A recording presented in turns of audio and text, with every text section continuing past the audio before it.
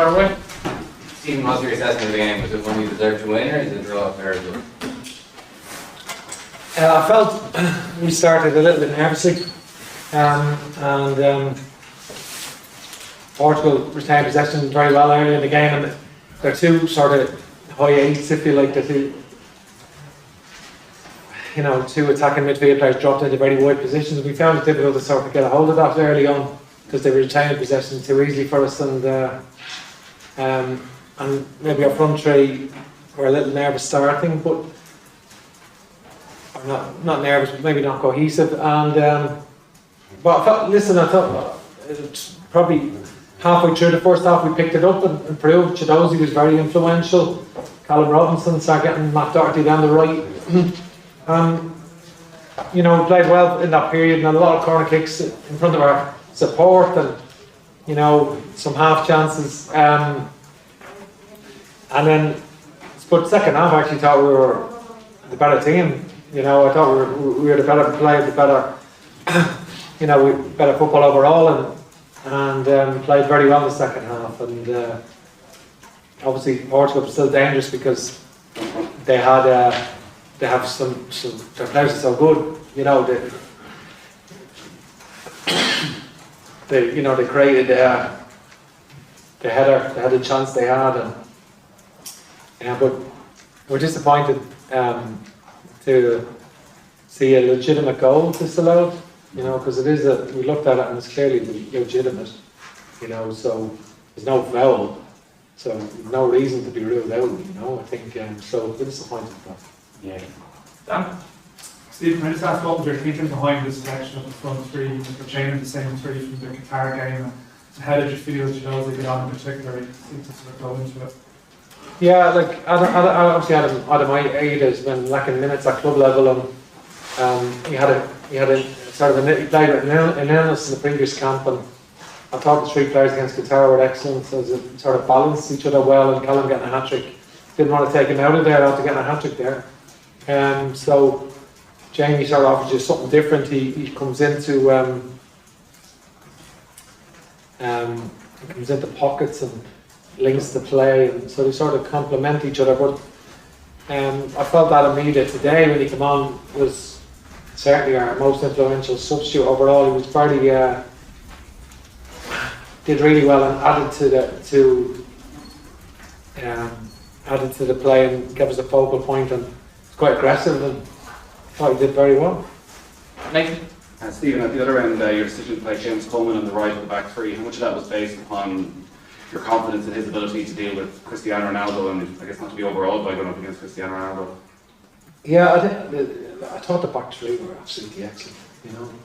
I thought the back three, Callum got man of the match. I'd have probably given it to Shane Duffy on his performance. Probably technically it's the best I've ever seen him play. In terms of his range of passing and the quality of the way it was passing was really, really good. I know he's always been a good defender, but I thought Shane Duffy was, and I thought Shane was very, very good, and also John Egan. The back three collectively were excellent, and Shane has defended really, really well, because there's an aerial threat there, and that's the challenge on the back post of Portugal, because unlike other teams like take Spain for example, Portugal carry much more of an aerial threat, and that's the problem. We're giving away inches on set plays, and we're doing our matchups where they're not matching up. So Shane's competed brilliantly, and I thought this defended really well. Philip? Shane spoke to us, Stephen, from your own goals. The first thing he said when he came in was, Sunday, win, you can third. One of the first things he said. That must be a target now. You can third in the group, you can avenge what happened here against Luxembourg. Is that just on that, that's your target? And secondly, will you freshen up the team with that goal? Yeah, I have a lot to consider. I have a lot to consider, so I'm not going to make all my decisions now, but I think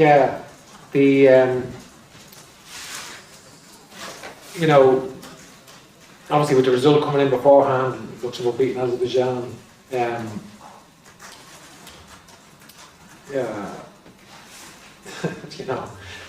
you get a result before a game like that. So I think, from my point of view, I know there's nothing in it in terms of doesn't help us in the European Championships, but it doesn't affect the seed or anything like that. But I think from a personal pride point of view, we want to certainly, we've been on an unbeaten run now, not unbeaten run, apart from like 97 in a goal, Ronaldo got 9 matches with 1 defeat, so it's, and 3, you know, we look defensively better now, like we're not giving up many chances, and 3 clean sheets really in the last 3 games, and so it's of course we want to go to Luxembourg and win, of course we do, but tonight, it's about tonight really, and tonight was, I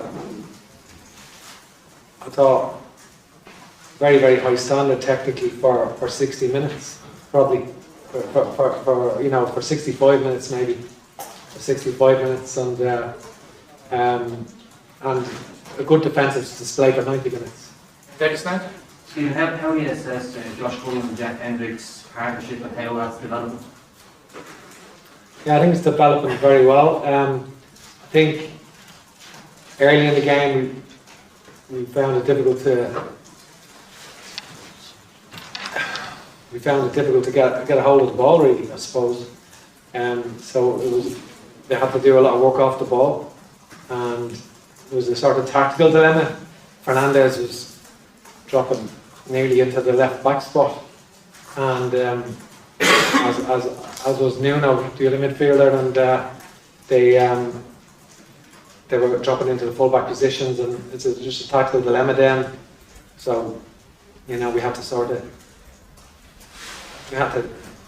push our wing backs right on and go 3 for 3 at the back, and that's what we decided to do, and we got a lot of joy from that. I mean, we were 1-on-1 at the back at every opportunity, but we were able to press them higher, and you know, that certainly gave us. I think we're happier doing that, aren't we?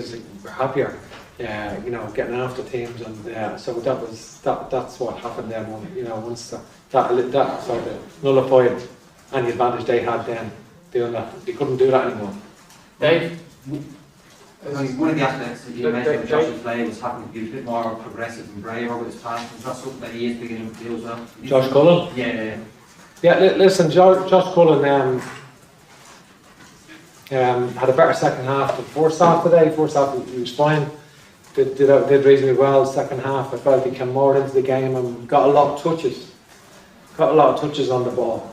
I felt his interceptions and tackling and the value he gives to back forward incredible. His work rate is very, very good.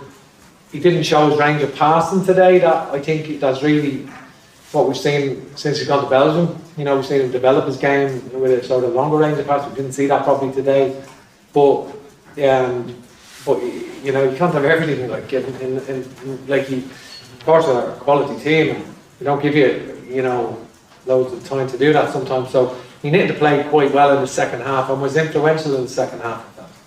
Final question, Megan. Stephen, just go back to the clean sheets. I think you've spoken during the campaign a lot of you're frustrated with all the goals that we conceded, some of them being too cheap. The clean sheets, is that down to the in-game management by those players, or have the players around them, particularly midfield, they huge now in terms of not conceding those chances and the value of a clean sheet? Well, I think we're improving as a team overall. I think we still need to improve again.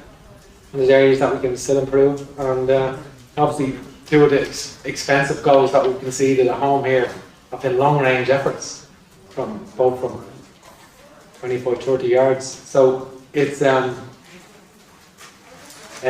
know, I think it's you know, I think collectively the players are getting better. I think as a team we're getting better, and I think that's everyone is playing their part. But I think, you know, that's the first time probably, you know, we've had different players playing, and everyone's come in and done well. Seamus has been missing an injury. Shane Duffy had been, and Shane coming into form has been a massive thing for us. Really, you know, transforming his form has been massive as well. Coming back into form, and in my opinion, I think Johnny Egan could play in the Champions League, you know. I think he should be playing in the Champions League, Johnny Egan. Okay. That's the way I feel about that, you know. I think he's good enough, you know. Okay, guys, thank you very much. Thank you.